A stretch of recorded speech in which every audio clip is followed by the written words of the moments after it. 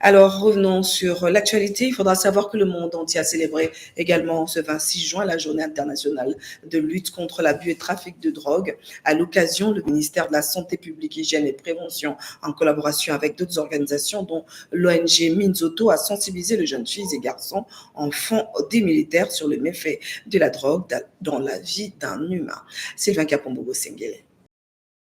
Les évidences sont claires. Il faut investir dans la prévention. C'est le thème retenu cette année pour célébrer ce 26 juin la journée internationale de lutte contre l'abus et les trafics illicites de drogue ainsi que les crimes organisés. Reconnaissant que les camps militaires se trouvent parmi les lieux où la drogue est plus consommée, les ministères de la Santé publique, Hygiène et Prévention, en collaboration avec l'OMS, WIFAD et l'ONG Minzoto, ont choisi les camps lieutenant-colonel Kokolo pour sensibiliser les jeunes sur les dangers qu'ils courent en consommant la drogue. Dans notre structure, nous accompagnons surtout le jeune accro à la drogue, puisque nous voyons ici dans le camp militaire, les jeunes vraiment prennent beaucoup la drogue.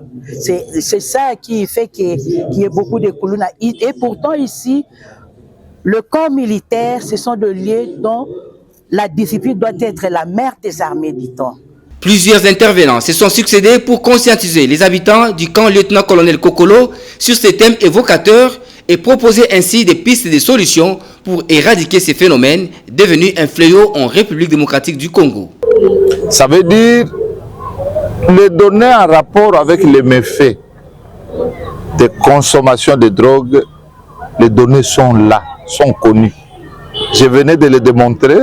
Nous avons la drogue est à la base de maladies non transmissibles et un facteur de risque de maladies transmissibles et facteur de risque pour les phénomènes sociaux, ainsi de suite. Les évidences existent.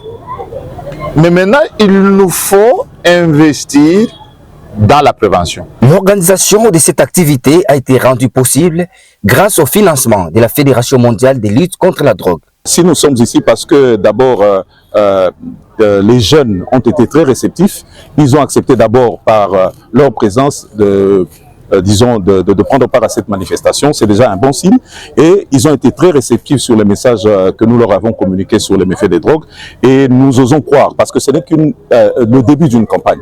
Comme vous l'avez suivi avec le directeur du PNLCT, nous venons de lancer la campagne. Ce n'est pas la seule action, c'est un début et nous allons continuer cette campagne de sensibilisation dans nos camps militaires, mais également dans les différents endroits où nous avons tous nos jeunes, parce que le thème de cette année, de la journée internationale de lutte contre l'abus et le trafic illicite de drogue, c'est les faits sont clairs, investissons dans la prévention.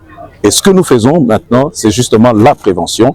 Et nous sommes venus pour prévenir plutôt que d'attendre d'avoir des conséquences et commencer à réagir. Et cela, malheureusement, coûte beaucoup plus cher. Les enfants des militaires ont tout de même compris quelque chose sur la consommation de la drogue.